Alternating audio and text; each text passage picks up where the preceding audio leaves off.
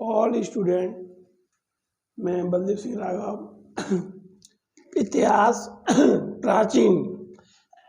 प्राचीन इतिहास को पढ़ा रहा हूँ।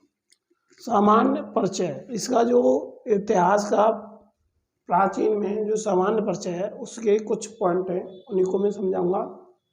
और प्रत्येक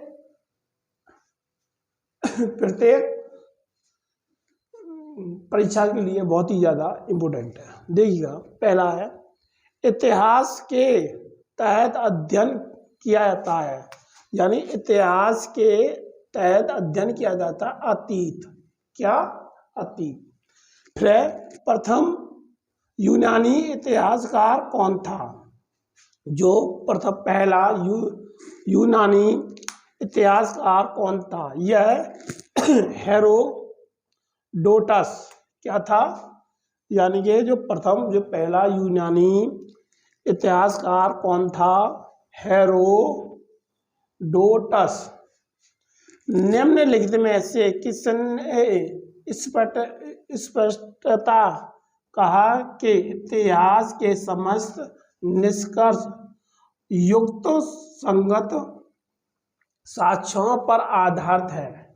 ये किसने कहा था? यानी कि निम्न में से किसने स्पष्ट कहा कि इतिहास के समस्त निष्कर्ष युक्त संगत साक्ष्यों पर आधारित है? ये क्या था?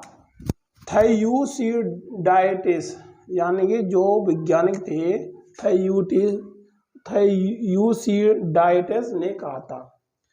द हिस्ट्री के रचनाकार का नाम है, यानी कि जो द हिस्ट्रीज के रचनाकार का नाम है वो है हेरोडोटस। क्या है? हेरोडोटस। इतिहास के पिता की पदवी सही अर्थों में निम्नलिखित में किसके संबंधित है? यानी कि तो इतिहास के जो पिता हैं की पदवी सही अर्थों में निम्न में से किससे संबंधित है? हेरोडोटस। इतिहास अपने को दोहराता है, यह कथन किसने कहा था? यानी कि इतिहास अपने को दोहराता है, यह कथन क्या था? कार्ल मार्क्स ने। हम इतिहास से यही सीखते हैं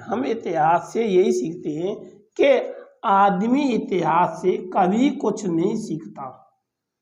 यानी कि हम इतिहास से यही सीखते हैं कि आदमी इतिहास से कभी कुछ नहीं सीखता। यह कथन किसने कहा था? ये किसका है? यानी किसने कहा था? हीगेन ने। किसने कहा था? हीगेन ने। किसका कथन है? समस्त इतिहास वर्ग संग्रह का इतिहास है। यानी कि किसने कहा था कि किसका कथन है? समस्त इतिहास वर्ग संघर्ष का इतिहास है, ये कहा था कार्ल मार्क्स ने। ठीक है। निम्नलिखित में से कौन सा एक इतिहास के विषय में मार्क्स के दृष्टि का संक्षिप्त वर्णन करता है? यानी कि निम्न में से कौन सा एक इतिहास के विषय में मार्क्स के दृष्टिकोण का संक्षेप का वर्णन करता है? वह इतिहास शोधक और संशोधन वर्गों के बीच संघर्ष का सिलसिला।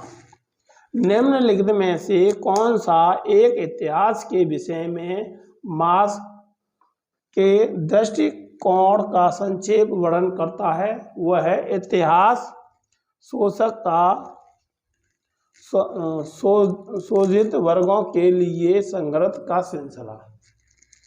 निम्नलिखित में से किसने द्वंद्व भौतिकवाद सिद्धांत का प्रतिपादन किया था? यह मार्क्स ने। किसने? मार्क्स ने। देखिएगा, अगला क्वेश्चन है 11वां।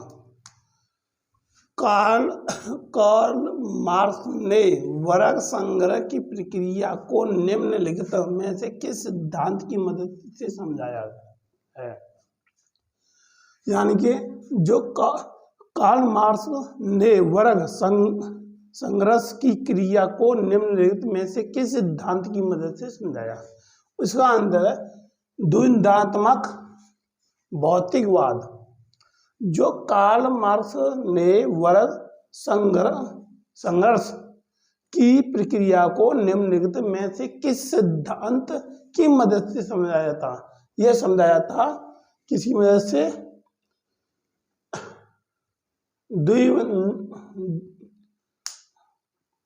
द्वंद्वात्मक भौतिकवाद से। नंबर 11 में इतिहास विगत की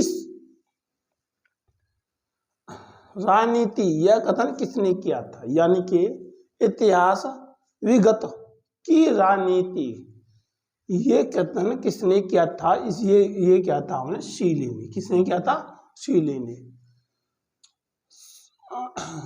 सुलित कीजिए, यानी जो सूची फर्स्ट और सेकंड को मिलाना है। यह ओकशाट ने कथन किया था, सच यह है कि इतिहास में अतीत परिवर्तन के साथ बदलता है।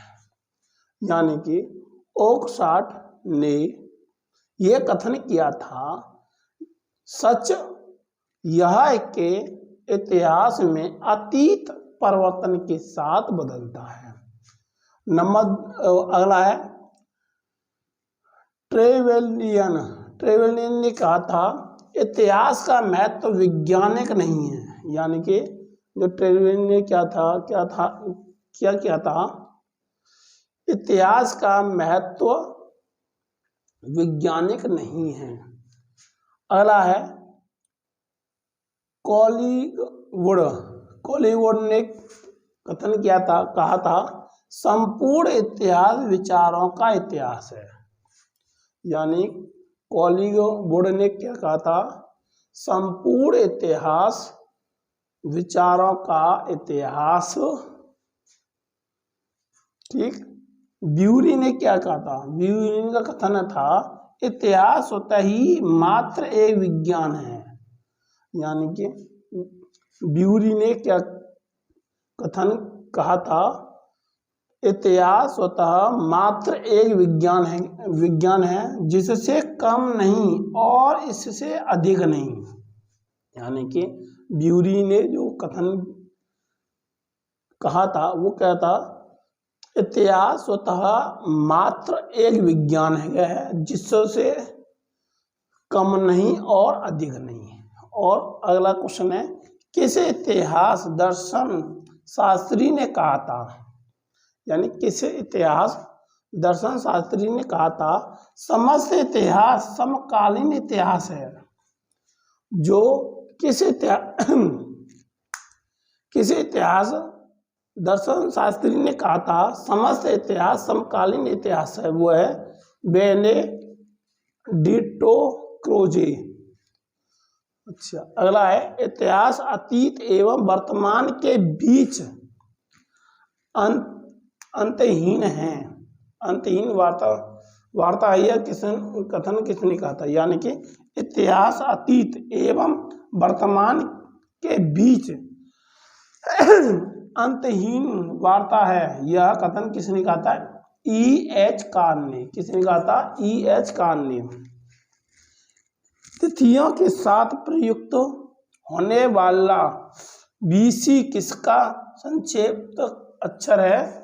Before Christ. यानी कि तिथियों के साथ प्रयुक्त होने वाला BCC किसका संक्षिप्त है? Before Christ.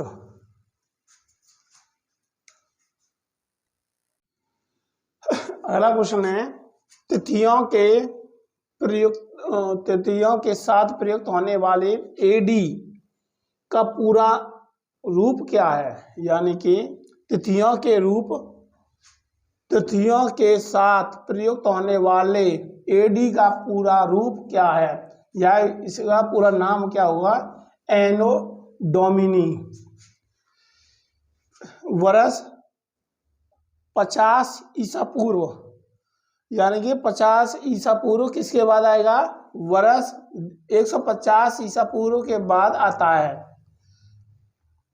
वर्ष 1015 ईस्वी की शताब्दी में आता है, यानी कि 1015 किस शताब्दी में आता है? ये 11वीं शताब्दी में आता है। जैसे कि मैं आपसे कहूँ कि ये 100 शताब्दी के बराबर होता है, यानी कि शताब्दी किसके बराबर होता है? 100 शताब्दी के बाद, यानी कि ये 1015 है, तो 1000 के ऊपर जा रहा है, तो इसलिए ये 11 शताब्दी है। सम्मिलित कीजिए, सूची फर्स्ट से सूची सेकंड को मिलाइए। विक्रम संवत किसमें था? 58 ईसा पूर्व में था। शक संवत किसमें था? 78 ईस्वी में था। गुप्त संवत किसमें था? 320 ईस्वी में था। कल किसमें था? 3102 ईसा पूर्व में था। ये हमारे जो राजा हुए थे उनके हुए सन, कौन कौन से सन में कौन कौन सा राजा हुआ था? विक्रम जो संवत है वो कौन से में था? 58 में। शक कौन से में था? शक संवत 74 में, 78 में। गुप्त संवत किस में था? 320 में। कले संवत किस में है? 3102 ईसा पूर्व में। संघ संवत का प्रारंभ किस साम्राज्य के शासन काल में हुआ था? कौन से हुआ था? कनिष्क। यानी कि जो संघ संवत का प्रारंभ किस सम्राट के शासन काल में? 78 में। यानी कि किस संबंध में? 78 में कौन से राजा ने राज्य किया था? वो क्या है? कनिष्क। भारत का राष्ट्रीय पंचांग किस संवत पर आधारित है? यानी जो भारत का राष्ट्रीय पंचांग किस संवत पर आधारित है? वह है संघ संवत। गुप्त संवत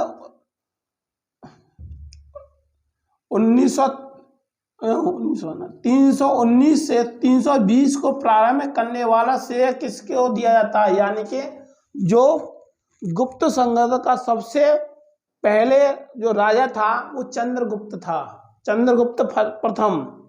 ठीक है, यानी गुप्त संवत स्टार्टिंग हुआ था 319 से 320 को प्रारंभ करने वाला श्रेय किसको दिया जाता है? चंद्रगुप्त प्रथम को। चंद्रगुप्त प्रथम ने गुप्त संवत का प्रारंभ किस उपलब्ध में किया था? अपने राज्य रोहण के संवर्ग के रूप में। यानी कि जो प्रथम चंद्रगुप्त ने क्या किया था? संवत, वो किसके रूप में किया था? अपने आप को राजा बनाने के काम में किया था। अगला क्वेश्चन है 25वां। हर्षवर्धन ने 606 ईस्वी हर्ष संवत की स्थापना किस उपलब्ध में की थी? यानी कि हर्षवर्धन ने 606 ईस्वी वर्ष हर्ष संवत की स्थापना किस उपलक्ष्य में की थी? अपने राज्य रोहण के उपलक्ष्य में। निम्नलिखित में से वह कौन सा संवत है जो कलचूरियों द्वारा प्रयुक्त किए जाने के कारण कलचूरी संवत भी कहा जाता है? यानी कि वह कौन सा संवत है जो कलचूरियों द्वारा प्रयुक्त किए जाने के कारण कलचूरी संवत भी कहलाता है? वो है त्रिकूटक संबंध। क्या है? त्रिकूट संबंध। चालुक्य विक्रम संवत का प्रचलन किसने किया था? जो चालुक्य विक्रम संवत का प्रचलन किसने किया था? विक्रमादित्य शिक्ष ने। किसने? विक्रमादित्य शिक्ष ने। निम्नलिखित में से एक नए संवत चलाने का यश प्राप्त है। निम्नलिखित में से एक नए संवत चलाने का यश प्राप्त है। लक्ष्मण सेन, यानी कि कौन है? लक्ष्मण सेन। निम्नलिखित में से कौन सा वर्ष दिसंबर 2009 में शंख संवत का वर्ष होगा? यानी कि निम्नलिखित में से कौन सा वर्ष दिसंबर 2009 में शंख संवत का वर्ष होगा? वो होगा 1931। विक्रमी संवत 2070 को ईसवी संवत के रूपांतरित करने का मान होगा। यानी कि जो विक्रमी संवत है 2070 को ईसवी संवत के रूपांतरित करने का मान होगा 2013 वर्ष। कितना होगा? 2013। संवत विक्रम एवं शंख संवत के प्रारंभ के बीच में कितने वर्षों का अंतर है? यानी कि जो विक्रम एवं शंख संवत के आरंभ के बीच में जो अंतर है वो 135 वर्ष का है।